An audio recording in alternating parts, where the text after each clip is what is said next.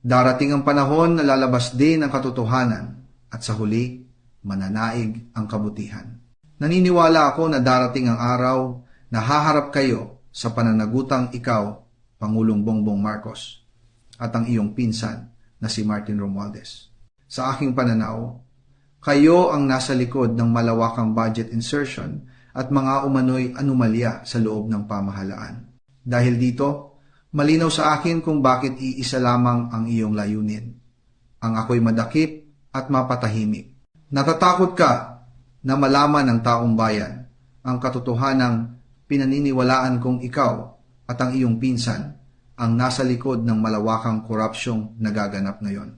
Batid ko ang marami sa mga nangyayari kaya minadali ang aking paghahanap at pagdakip hindi para sa hustisya kundi upang ako'y patahimikin. Ibahagi ninyo ang video na ito upang malaman ng taong bayan ang aking panig at huwag kalimutang magkomento ng inyong saloobin.